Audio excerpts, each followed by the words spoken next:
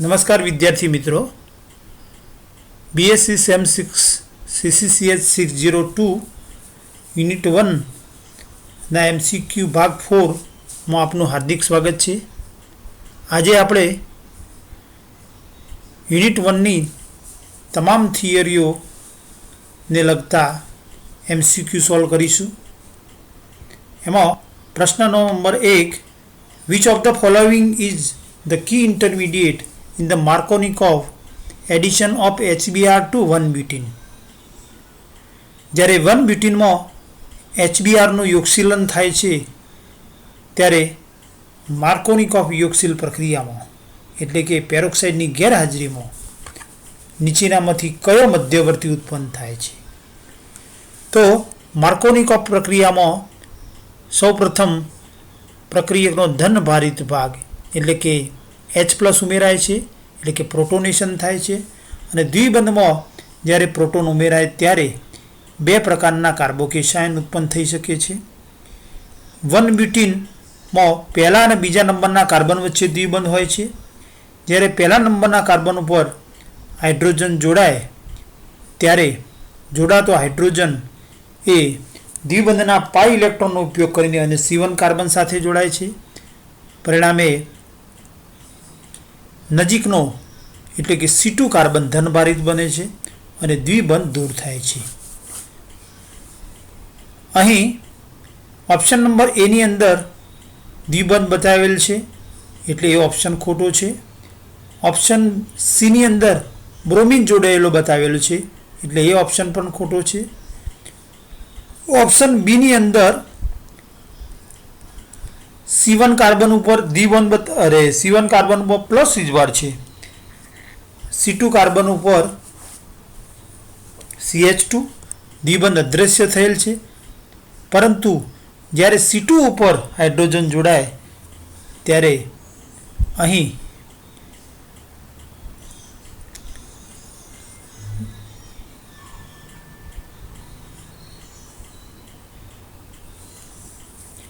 CH2 plus અને જ્યારે C1 carbon ઉપર જોડાય ત્યારે CH3 CH પ્લસ બનશે.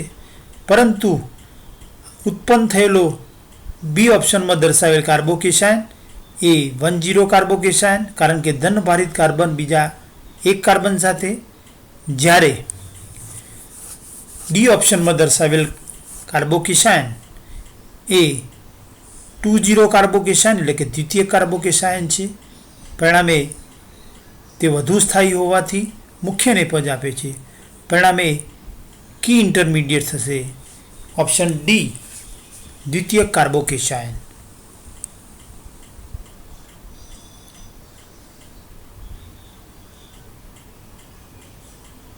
પ્રશ્ન 2, select correct statement. HCl and HBF do not form free radical easily due to larger bond energy. જ્યારે પ્રતિમાર્કોનિકોવ પ્રક્રિયા થાય છે ત્યારે તેમાં ફક્ત પેરોક્સાઇડની હાજરીમાં HBr જ અસંમિત આલ્કીન સાથે નિયોક્સિલ પ્રક્રિયાથી નિપજ આપે છે. જ્યારે HF, HCl અને HI એ પ્રતિમાર્કોનિકોવ નિપજ આપતા નથી. તેમાં HCl અને HF એ સરળતાથી મુક્તમૂલક બનાવી શકતા નથી. જ્યારે HI એ બંધ ઉર્જા ખૂબ જ ઓછી હોવાથી તેમનું ખંડન થઈ અને મુક્ત મૂલકો ઉત્પન્ન થાય છે. પરંતુ ઉત્પન્ન થયેલા મુક્ત મૂલકો ખૂબ જ સક્રિય હોવાથી તરત જ આયોડિન મુક્ત મૂલકો જોડાઈ અને I2 અણુ બનાવે છે. પરિણામે HCl, HF અને HI એ પ્રતિમાર્કોનિકોવ પ્રક્રિયા આપતા નથી. પરિણામે સાચો જવાબ છે option C, both of the above. Question 3, in which case product form is identical in the absence or presence of peroxide. પેરોક્સાઇડની હાજરી કે ગેરહાજરીમાં આઇડેન્ટિકલ સમાન નિપજો આપે છે. અહીં કોઈ પણ સંમિત આલ્કીન હોય તો એ સંમિત આલ્કીન હંમેશા સમપ્રક્રિયક એટલે કે ક્લોરીન, બ્રોમિન કે આયોડિન અથવા અસમપ્રક્રિયકો HCl, HBr, HI વગેરે સાથે હંમેશા યોગશીલ પ્રક્રિયાથી એક જ નિપજ આપે છે. પરિણામે પ્રશ્ન 3 ની અંદર જોઈએ તો ઓપ્શન એમાં પ્રોપીન આપેલ છે જે અસંમિત આલ્કીન છે. ઓપ્શન સીમાં દર્શાવેલ સંયોજન જે મિથાઇલ સાયક્લોહેક્ઝિન છે તેમાં દ્વિબંધની બંને બાજુએ કાર્બન પરમાણુની સંખ્યા જુદી જુદી હોવાથી તે પણ અસંમિત આલ્કીન છે. જ્યારે ડી માં બેન્ઝીન રિંગ ઉપર CH ડબલ બોન્ડ CH2 એટલે કે અહીં કહી શકીએ કે ફિનાઇલ ઇથિન, બીજા અર્થમાં કહી શકીએ આપણે સ્ટાયરીન આપેલું છે. અને સ્ટાયરીનમાં જોઈ શકીએ છીએ કે દ્વિબંધની બંને બાજુ એક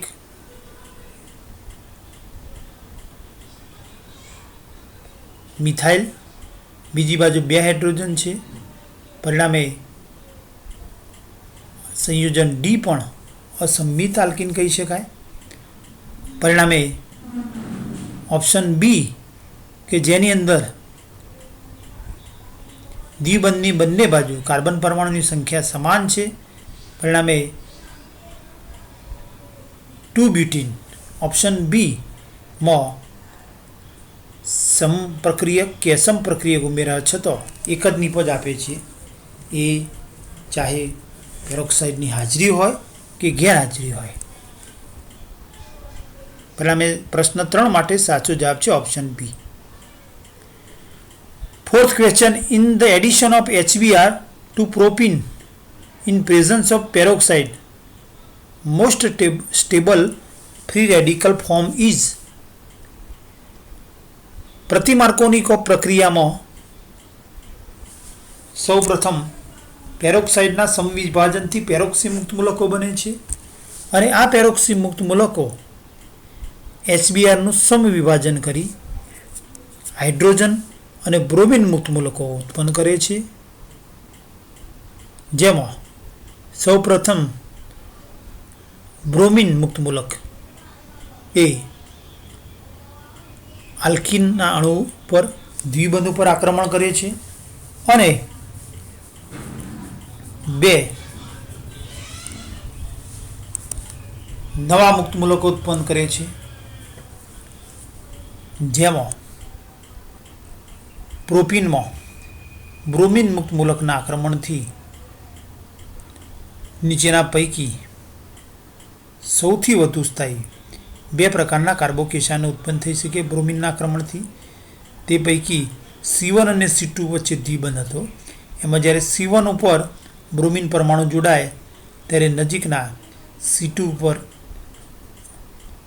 એકલ ઇલેક્ટ્રોન એટલે કે દ્વિતીય કાર્બોકેશાન ઉત્પન્ન થશે. જ્યારે બ્રોમિન મુક્ત મૂલક દ્વિબંધથી જોડાયેલા C1 અને C2 કાર્બન પૈકી C2 કાર્બન સાથે જાડે જોડાય છે ત્યારે આપણને પ્રાથમિક મૂલક બને છે. આમ પ્રોપીન ઉપર HBrના પેરોક્સાઇડની હાજરીમાં આક્રમણ દરમિયાન 2 મુક્ત મૂલકો ઓપ્શન બી અને ડી ઉત્પન્ન થાય છે. તે પૈકી ઓપ્શન ડી એ પ્રાથમિક અને ઓપ્શન બી એ દ્વિતીયક પ્રકારનો હોવાથી પ્રાથમિક કરતાં દ્વિતીયક વધુ સ્થાયી. પરિણામે સાચો જવાબ થશે option B. Question 5. Stability of the following alkene in the increasing order is.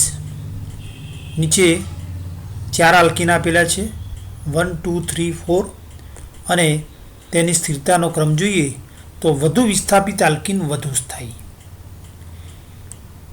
Alkene number 1 ની અંદર દ્વિબંધથી જોડાયેલા બંને કાર્બન ઉપર બે, આ કાર્બન ઉપર એક હાઇડ્રોજન, એક મિથાઇલ, આના ઉપર એક હાઇડ્રોજન અને બે મિથાઇલ, બીજા અર્થમાં એ દ્વિવિસ્થાપિત આલ્કીન કહી શકાય. આમાં પણ દ્વિબંધ સાથે જોડાયેલા બે કાર્બન પૈકી એક કાર્બન ઉપર બે હાઇડ્રોજન, બીજા ઉપર બે મિથાઇલ ગ્રુપ છે, એટલે એ પણ દ્વિવિસ્થાપિત કહેવાશે. જ્યારે આમાં દ્વિબંધથી જોડાયેલા, આ ઓપ્શન 3 છે. ઓપ્શન 2ની અંદર દ્વિબંધથી જોડાયેલા બે કાર્બન પૈકી દરેક કાર્બન ઉપર હાઇડ્રોજનનું વિસ્થાપન થયેલું છે. બીજા અર્થમાં આ ટેટ્રા વિસ્થાપિત આલ્કીન છે. જ્યારે ઓપ્શન 4, જેમાં દ્વિબંધથી જોડાયેલા બે કાર્બન પૈકી એક કાર્બન ઉપર બે મિથાઇલ અને બીજા કાર્બન ઉપર એક હાઇડ્રોજન અને મિથાઇલ જોડાયેલ છે, એટલે કે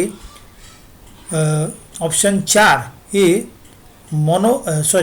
ત્રિવિસ્થાપિત આલ્કીન કહી શકાય, કારણ કે 3 આલ્કાઇલ સમૂહ જોડાયેલા છે. પરિણામે સૌથી વધુ સ્થાયી ઓપ્શન 2માં આપેલો આલ્કીન થશે, તેનાથી ઓછો સ્થાયી થશે ઓપ્શન 4માં આપેલ આલ્કીન.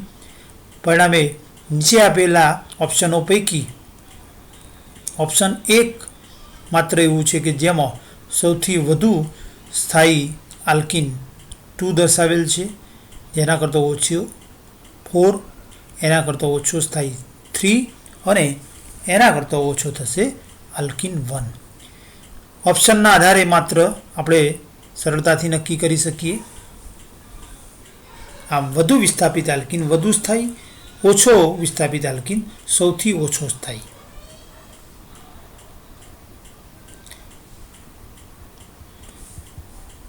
ક્વેશ્ચન નંબર 6 ની અંદર 2-બ્યુટીન આપેલ છે, જેમાં દ્વિબંધથી જોડાયેલા બંને કાર્બન C2 અને C3માં પર રહેલા હાઇડ્રોજન પરમાણુ સામસામે છે, એટલે કે ટ્રાન્સ 2-બ્યુટીન આપેલ છે. અને ટ્રાન્સ 2-બ્યુટીનનું જ્યારે બ્રોમિનેશન કરવામાં આવે ત્યારે મળતી નિપજ એ દર્શાવેલ છે.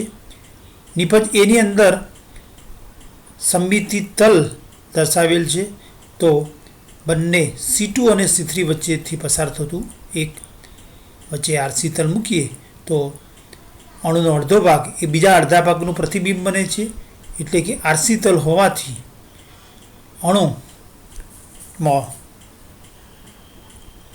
બંને આ સમકાર્બન પરમાણુ એકબીજાની પ્રકાશ ક્રિયાશીલતા નષ્ટ કરે છે, એટલે કે અણુ પ્રકાશ અક્રિયાશીલ છે અને સમમિતિ તલ ધરાવતો હોવાથી તે મેસો સમઘટક છે. આલ્કીનની હેલોજિનેશન પ્રક્રિયામાં એન્ટી એડિશન થતું હોય છે.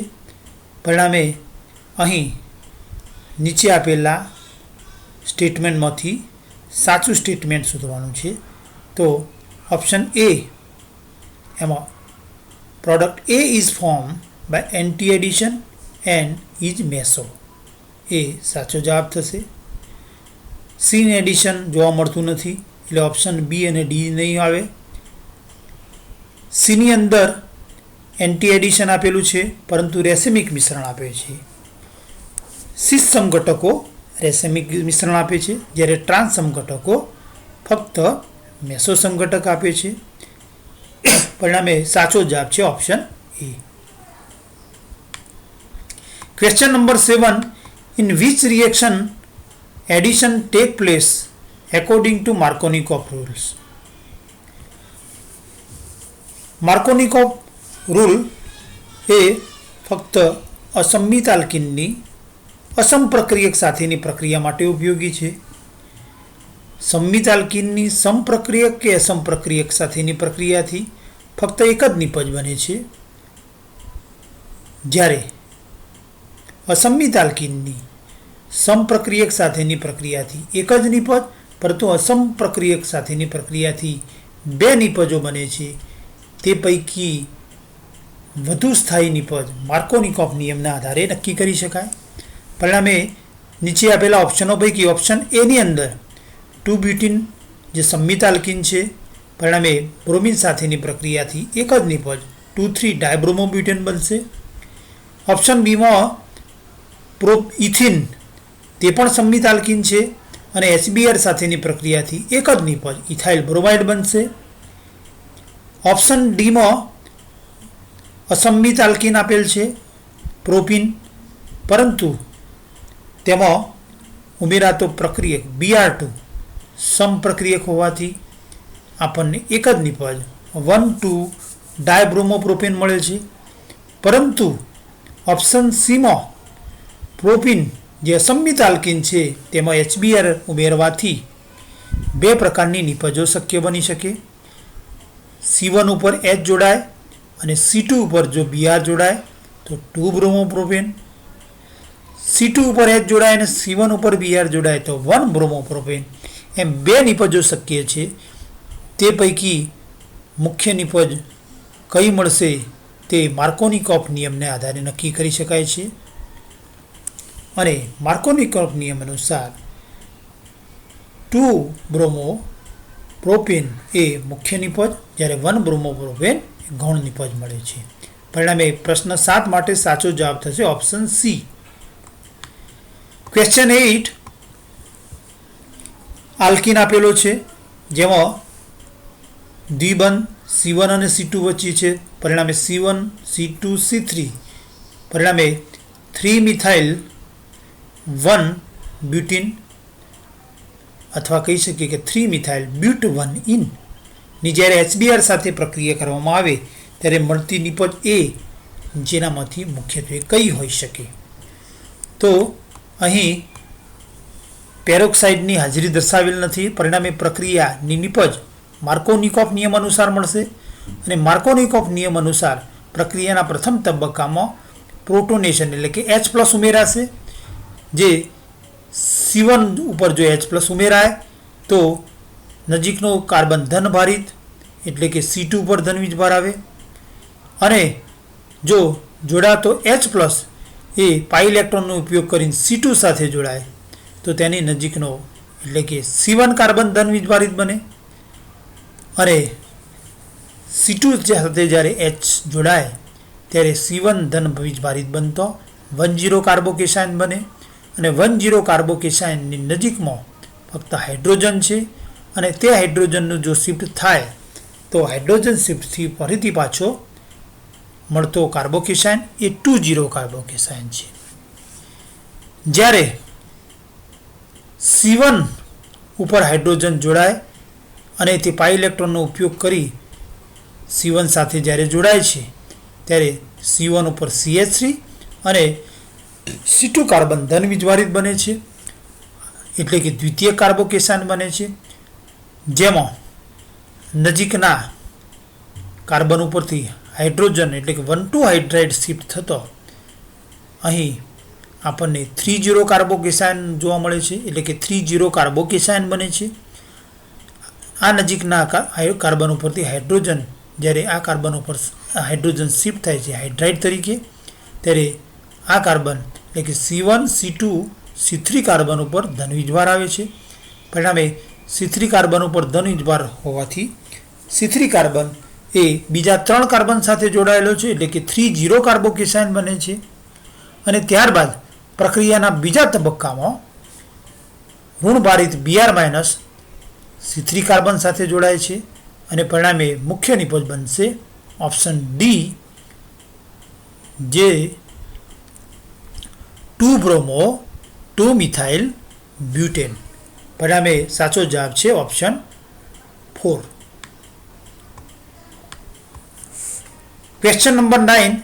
In the presence of peroxide, hydrogen chloride and hydrogen iodide do not give anti-Markovnikov addition to alkene because પ્રતિમાર્કોનિકોફ પ્રક્રિયા અસંમિત આલ્કીનની પ્રતિમાર્કોનિકોફ એટલે કે યોગશીલ પ્રક્રિયા પેરોક્સાઇડની હાજરીમાં જ્યારે કરવામાં આવે છે ત્યારે તે ફક્ત અસમપ્રક્રિયક HBr સાથે જ શક્ય છે. HCl કે HI સાથે તેમજ શક્ય નથી, કારણ કે તેમાં HCl અને HI બંનેનો જ્યારે સમવિભાજન થાય છે ત્યારે પ્રક્રિયાના તબક્કાઓ પૈકી એક તબક્કો એવો છે કે જેમાં ઉષ્મા શોષક પ્રક્રિયા જોવા મળે છે. પરિણામે સાચો જવાબ થશે option 3. One of the step in endothermic in both the case, એટલે કે HCl અને HIના કિસ્સામાં એક પ્રક્રિયા એક તબક્કો ઉષ્મા શોષક હોવાથી ત્યાં પ્રતિ માર્કોનિકોવ નિપજ આપતા નથી. Addition of Br2 to Z-but2 in gives. મિત્રો Z-tubutene મીન્સ કે આપણે ઇઝેડ નોમેનક્લેચર જે ભણેલા છીએ એમાં યાદ રાખીએ તો બે સિસ અને ટ્રાન્સ સમઘટકો ને ઇઝેડ નોમેનક્લેચરથી પણ દર્શાવી શકાય, જેમાં સિસ સમઘટકો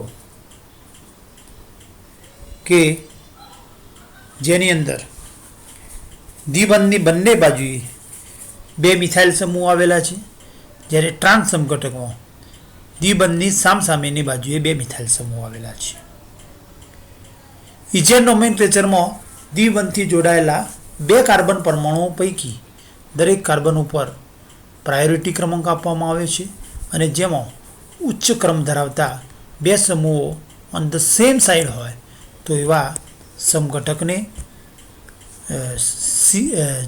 ઝેડ સમઘટક, જ્યારે બે ઉચ્ચ ક્રમ ધરાવતા હાયર પ્રાયોરિટીવાળા સમૂહો ઓપોઝિટ સાઇડમાં હોય તો એને ઈ સમઘટક તરીકે ઓળખવામાં આવે છે. પરિણામે Z-but2 in એટલે બીજા અર્થમાં કહી શકાય cis-but2 in, અને જ્યારે cis-2-buteneનું બ્રોમિનેશન કરવામાં આવે છે ત્યારે બ્રોમિનેશનથી જુદા જુદા 3 અવકાશીય સમઘટકો પૈકી બે પ્રતિબિંબીઓનું મિશ્રણ મળે છે, જેમાંથી એક ડેક્સ્ટ્રો અને બીજો લીવો સમઘટક, બંનેનું 50% મિશ્રણ મળે છે. એટલે કે એક RR સમઘટક અને બીજો SS સમઘટક, એટલે કે RR2,3 ડાયબ્રોમોબ્યુટેન અને SS2,3 ડાયબ્રોમોબ્યુટેનનું સમપ્રમાણ મિશ્રણ મળે છે. પરિણામે સાચો જવાબ થશે ઓપ્શન 4. ઓપ્શન 1ની અંદર RR આપેલો છે, ફક્ત RR, 2ની અંદર ફક્ત SS અને ઓપ્શન 3ની અંદર RS એટલે કે એક મેસો સમઘટક આપેલ છે. જ્યારે cis-2-buteneના બ્રોમિનેશનથી તો બે પ્રતિબિંબી સમઘટકોનું મિશ્રણ મળે છે. પરિણામે સાચો જવાબ છે option 4. Question number 11. The Markovnikov addition of HCl to propene involves the, ચાર ઓપ્શન આપેલા છે. પ્રોપીનની HCl સાથેની માર્કોનિકોવ પ્રક્રિયા એટલે કે તેમાં પ્રક્રિયાના પ્રથમ તબક્કામાં H+ આયન ઉમેરાય છે અને H+ આયન ઉમેરાવાથી બે પ્રકારના કાર્બોકેશાયન ઉત્પન્ન થઈ શકે, જેમાં C1 ઉપર H+ ઉમેરાવાથી 2,0 કાર્બોકેશાયન, જ્યારે C2 ઉપર H+ જોડાવાથી આપણને 1,0 કાર્બોકેશાયન મળે છે. C2 કાર્બન ઉપર જ્યારે ધન વીજભાર હોય ત્યારે આપણે લખી શકીએ CH3 CH+CH3, એટલે કે CH+CH3 ટ્વાઇસ. બીજા અર્થમાં તેને આઇસોપ્રોપાઇલ કેટાયન કહી શકાય. જ્યારે C2 પર હાઇડ્રોજન જોડાય ત્યારે C1 ઉપર ધન વીજભાર જોવા મળે છે, તેને આપણે નોર્મલ પ્રોપાઇલ કેશાયન કહી શકીએ. પરિણામે બે કાર્બોકેશાયનો નોર્મલ પ્રોપાઇલ કાર્બોકેશાયન અને આઇસોપ્રોપાઇલ કાર્બોકેશાયન પૈકી સૌથી વધુ સ્થાયી થશે આઇસોપ્રોપાઇલ કાર્બોકેશાયન, એટલે કે 2,0 કાર્બોકેશાયન. પરિણામે સાચો જવાબ થશે option 4. Question 12. The addition of HI in the presence of peroxide does not lead to anti-Markovnikov behavior because જ્યારે HIની પેરોક્સાઇડની હાજરીમાં પ્રતિ-માર્કોનિકોવ પ્રક્રિયા એટલે કે અસંમિત આલ્કીન સાથે યોગશીલ પ્રક્રિયા આપતો નથી, કારણ કે જ્યારે HI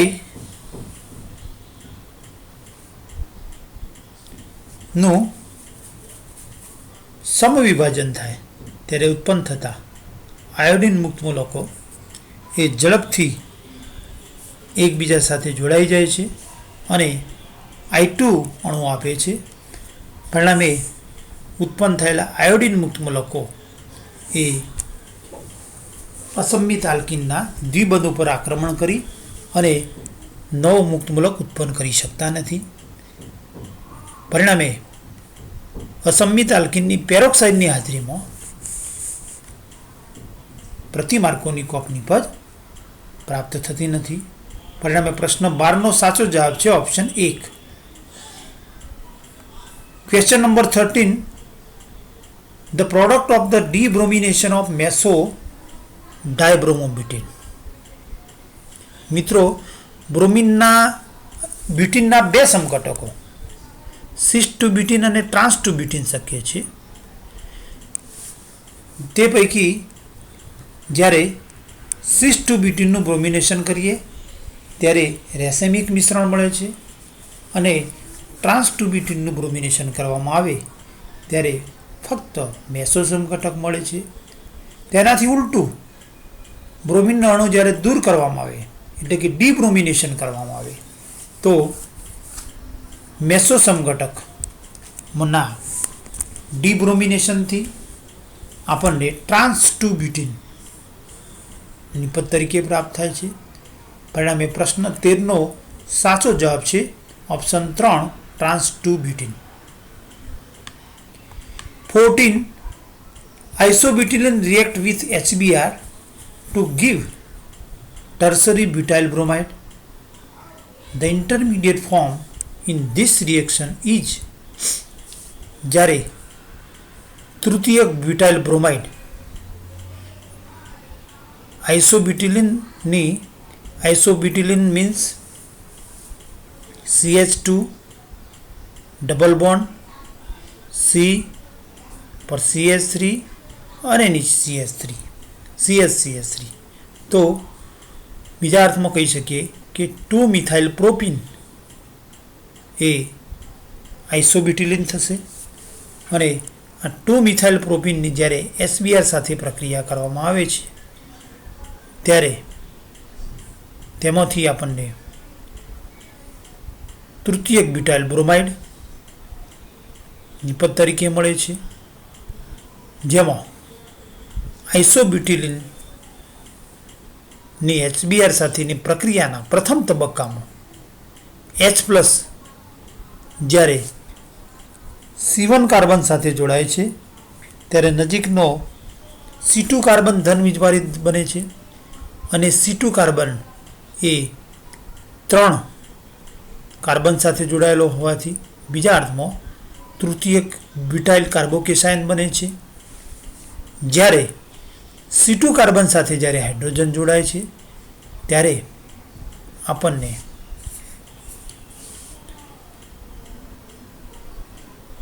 જે કાર્બોકેસાયન બને છે તે કાર્બોકેસાયન 1,0 કાર્બોકેસાયન બને છે. પરિણામે સાચો જવાબ છે ઓપ્શન 1 તૃતીયક બ્યુટાઇલ કાર્બોકેસાયન કે જેમાં C1 કાર્બન ઉપર હાઇડ્રોજન જોડાવાથી C2 કાર્બન ઉપર ધન વીજભારિત બને છે અને આ C2 કાર્બન 3 ધન વીજભારિત કાર્બન 3 કાર્બન સાથે જોડાયેલો છે. Propene. Question number 15. Propene is more reactive than ethyne toward HBr. Ethyne કરતો પ્રોપીનની HBr સાથેની પ્રક્રિયા ઝડપી છે. બીજા અર્થમાં ઇથિન કરતો પ્રોપીન HBr સાથે વધુ સક્રિય છે, કારણ કે ઇથિન એ સંમિત આલ્કીન છે અને HBr સાથેની પ્રક્રિયાથી એક જ નિપજ ઇથાઇલ બ્રોમાઇડ આપે છે. H+ જોડાવાથી ફક્ત 1,0 કાર્બોકેશાયન જ ઉત્પન્ન થાય છે, જ્યારે પ્રોપીનમાં H+ આક્રમણથી 2,0 અને 1,0 કાર્બોકેશાયન એમ બે પ્રકારના કાર્બોકેશાયન ઉત્પન્ન થાય છે, જે પૈકી 2,0 વધુ સ્થાયી કાર્બોકેશાયન છે. એટલે કે ઇથિન કરતાં પ્રોપીનમાં ઉત્પન્ન થતો કાર્બોકેશાયન વધુ સ્થાયી હોવાથી ઇથિલિન કરતાં પ્રોપીનની HBr સાથેની પ્રક્રિયા વધુ ઝડપી પ્રક્રિયા છે, એટલે કે HBr સાથે વધુ સક્રિય છે. પરિણામે પ્રશ્ન 15નો સાચો જવાબ થશે option 2, propyne gives rise to more stable carbonium ion. મિત્રો,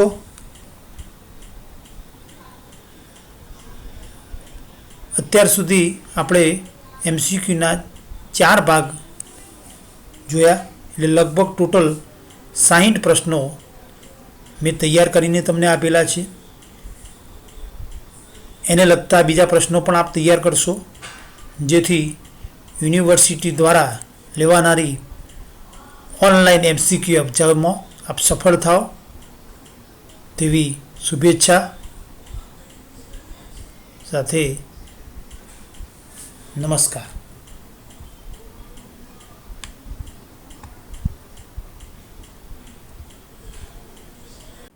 Thank you for watching.